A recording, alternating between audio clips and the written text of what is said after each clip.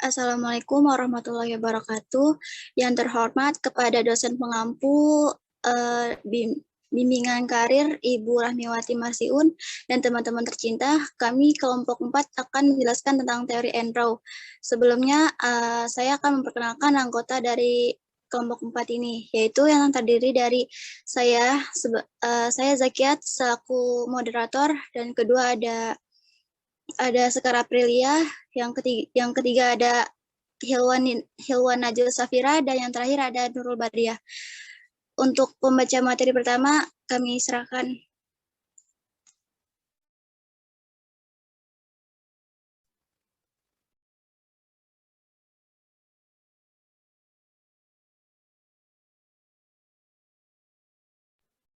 Baik, terima kasih kepada moderator. Ya, jadi di sini Enroe itu adalah seorang psikolog klinis dengan peneliti Amerika yang mempelajari kreativitas dan psikologi pekerjaan. Next.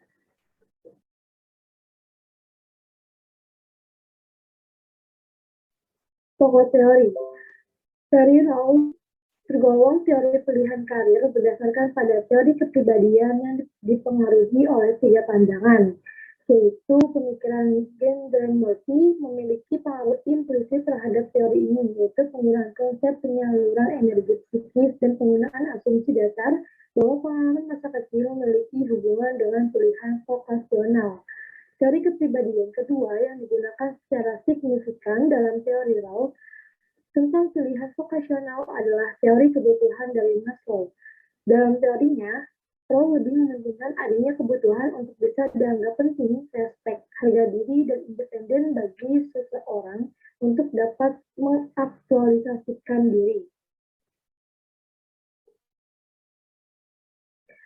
Selanjutnya, pengembangan karir. Rowe juga memberikan teori baru tentang proses pengembangan dan pemilihan karir manusia. Dalam teori yang terkenal dengan A Need Theory Approach to Career Choice atau pemilihan karir dengan pendekatan kebutuhan, Enroe menekankan bahwa yang pertama, kepaduan hubungan antara orang tua dengan anak pada masa dini, serta pengalaman di sekitar lingkungan, juga faktor genetiknya menentukan perkembangan komposisi kebutuhan itu. Siswa kemudian belajar untuk memuaskan kebutuhan tersebut. Lalu selanjutnya yang kedua, penetapan sebuah kategori okupasi terutama didasarkan atas komposisi kebutuhan siswa. Iklim hubungan antara anak dan orang tua membentuk kekuatan utama yang membangkitkan kebutuhan, minat, dan sikap yang kemudian tercermin dalam pilihan pekerjaan. Dari teori ini dapat diambil kesimpulan jika pilihan karir banyak ditentukan oleh interaksi antara anak dan tua. Faktor genetik kebutuhan sesuai yang dilatar belakangi karena kondisi sosial ekonomi dari siswa tersebut sangat mempengaruhi proses pemilihan karir yang dibuat oleh seseorang. Jika hubungan orang tua dan anak baik, maka bisa jadi perkembangan karir seseorang akan berjalan dengan baik. Begitu juga sebaliknya. Selanjutnya saya kembalikan kepada moderator.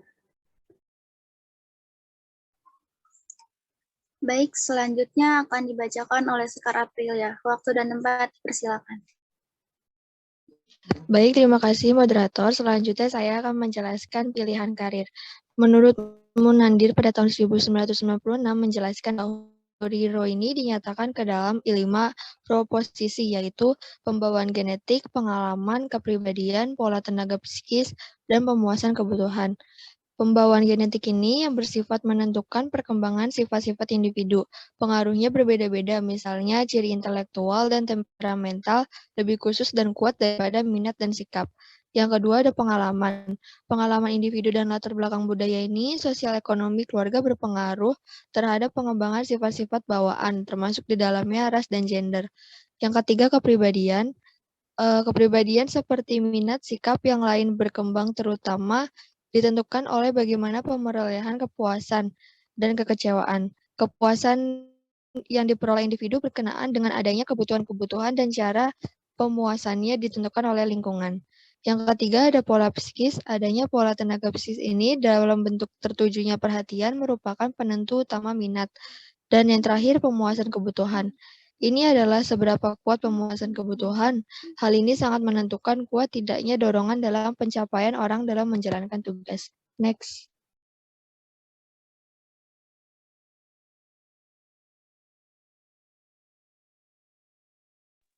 Perencanaan karir. Perencanaan karir ini adalah proses di mana perusahaan atau organisasi mencoba untuk menyesuaikan minat, karir individual, dan kemampuan perusahaan dalam merekrut karyawan. Proses tersebut melibatkan kegiatan lain yang saling berhubungan, antara lain perencanaan karir, pengembangan dan konseling karir, serta pengambilan keputusan karir.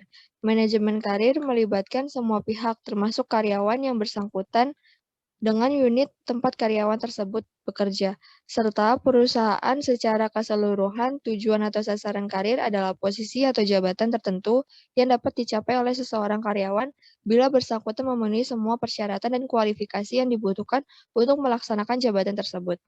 Tujuan atau sasaran karir ini tidak otomatis tercapai bila seseorang karyawan memenuhi syarat yang harus dipenuhi untuk menduduki suatu karir atau jabatan tertentu. Kadang-kadang, harus memenuhi syarat-syarat yang seringkali di luar kekuasaannya, yaitu ada tidaknya lowongan jabatan yang dituju, ada tidaknya keputusan dan referensi dari pimpinan, dan ada tidaknya kandidat lain yang sama kualitasnya. Sesuai itu dapat membatasi kemajuan karir seseorang karyawan.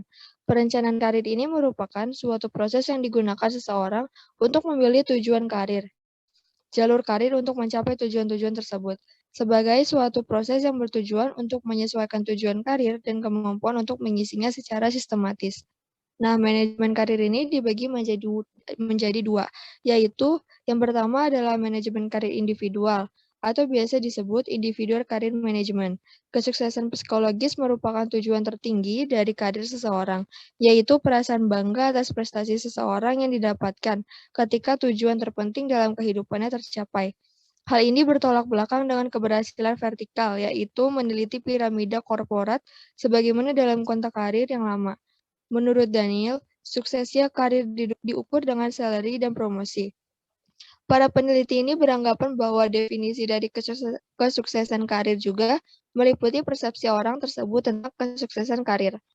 Dan promosi dan perubahan jabatan ini dapat menentukan siapa yang akan maju dan siapa yang tetap. Perubahan jabatan tidak hanya menyebabkan perbedaan pekerjaan dan reward, tetapi juga perbedaan lingkungan dan siapa orang tersebut berinteraksi. Dengan demikian, proses jabatan dapat menyebabkan perubahan kehidupan seseorang. Promosi awal ini adalah penting sekali dalam membentuk karir organisasi. Berdasarkan survei pada beberapa CEO, promosi dalam perusahaan didasarkan pada social presentability, visibility, organizational, domain, and political skill. Bukti-bukti tersebut mengidentifikasikan bahwa kecakupan manajemen dapat meningkatkan kesuksesan karir individu. Nah, yang kedua ini ada manajemen karir organisasional atau biasa disebut Organization Career Management. Manajemen karir organisasional mencakup berbagai kebijakan dan tindakan organisasi untuk meningkatkan efektivitas karir dari pekerjaannya. Definisi karir organisasi mengacu pada struktur karyawan dan praktik-praktik yang memberi panduan bagaimana merekrut, mengembangkan, dan memberi tugas kepada karyawan. Karir organisasi ini memiliki ciri-ciri sebagai berikut. Yang pertama, sejauh mana perekrutan dibatasi hanya pada pekerjaan tingkat bawah. Yang kedua, sejauh mana promosi ke jabatan yang lebih tinggi berasal dari dalam. Yang ketiga, sejauh mana penyelenggaraan training dan pengembangan karyawan di semua level. Yang keempat, sejauh mana komitmen perusahaan terhadap keselamatan karyawan. Yang kelima, perusahaan yang berorientasi pada karir seperti ini akan memperlakukan karyawan sebagai sumber daya yang berharga, yang harus dikembangkan dan dipertahankan. Kunci penerapan karir ini adalah mobilitas dan kesempatan karir internal bagi para karyawan. Pola karir seperti ini dapat menjadi kaku dan menghambat strukturnya sesuai lingkungannya. Oleh karena itu, desain karir haruslah logis, linear, rasional, dan terencana. Selain harus logis, teratur, dan bisa diprediksi, karir juga harus adaptif dan memberikan kemampuan organisasi untuk berubah dan memberi iklim yang memungkinkan tercapainya tujuan organisasi. Langkah-langkah perencanaan karir yaitu sebagai berikut. Yang pertama harus menilai diri sendiri, yang kedua menetapkan tujuan karir, Yang ketiga, menyiapkan rencana-rencana kegiatan untuk mencapai tujuan karir. Dan yang terakhir adalah melaksanakan rencana-rencananya. Terima kasih, saya kembalikan kepada moderator. Baik, selanjutnya akan dibacakan oleh Nurul Badriah. Waktu dan tempat dipersilakan. Baik, terima kasih moderator. Selanjutnya ada informasi karir.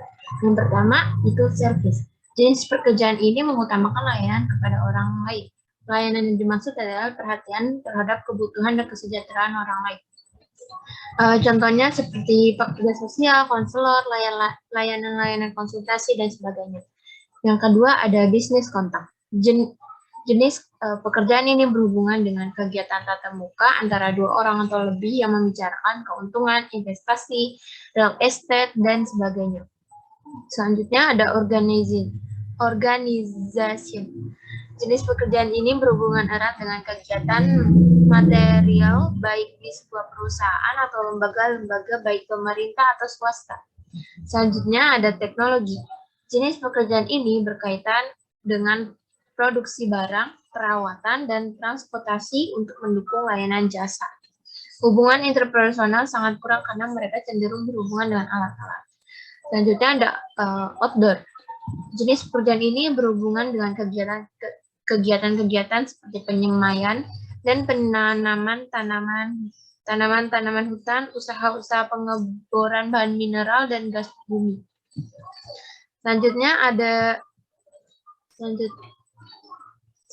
sains. Jenis pekerjaan ini berhubungan dengan pengembangan sebuah teori ilmu pengetahuan dan bagaimana pengaplikasiannya. Selanjutnya ada general culture. Jenis pekerjaan ini lebih mengutamakan kegiatan melestarikan dan mentransmisikan budaya. Pekerjaan ini antara lainnya di bidang pendidikan, jurnalistik, dan bidang bahasa. Selanjutnya ada art dan entertainment. Jenis pekerjaan ini membutuhkan orang-orang yang memiliki keterampilan dalam bidang seni dan hiburan.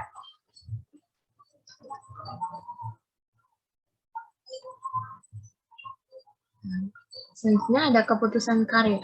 Pengambilan keputusan karir merupakan keterampilan penting yang dapat digunakan selama satu rentang kehidupan seseorang. Pengambilan keputusan karir merupakan keterampilan yang dapat dipelajari. Tahapan dalam proses pengambilan keputusan karir dilalui dengan identifikasikan dan keterampilan pengolahan informasi. Keputusan karir merupakan proses yang kompleks. Akibatnya, konselor karir dihadapkan dengan berbagai kesulitan yang dialami individu ketika membuat keputusan karir. Dikembalikan kepada moderator. Baik, saya akan membacakan kesimpulan dari penjelasan kelompok kami. Jadi, teori Enroe tahun 1904 sampai 29 Mei 1991 adalah seorang psikolog klinis dan peneliti Amerika yang mempelajari kreativitas dan psikologi pekerjaan. Rowe merupakan gadis yang cemerlang. Ia masuk ke perguruan tinggi ketika berusia 16 tahun. Selama menjalani undergraduate, program Rowe memikirkan untuk menjadi guru bahasa Inggris karena ia rasa pekerjaan tersebut adalah pekerjaan yang paling mungkin bagi perempuan. Sampai ketika ia bertemu dengan psikolog dan Profesor Thomas Garth yang mendorongnya untuk melanjutkan ke bidang psikologi. Teori Rowe tergolong teori pilihan karir berdasarkan pada teori kepribadian yang dipengaruhi oleh 3 pandangan, yaitu pemikiran Gardner Murphy memiliki pengaruh implisit terhadap teori ini, yaitu penggunaan konsep penyaluran energi psikis dan penggunaan asumsi dasar bahwa pengalaman masa kecil memiliki hubungan dengan pilihan vokasional. Sekian dari penjelasan kelompok kami, kurang lebihnya mohon maaf. Wassalamualaikum warahmatullahi wabarakatuh.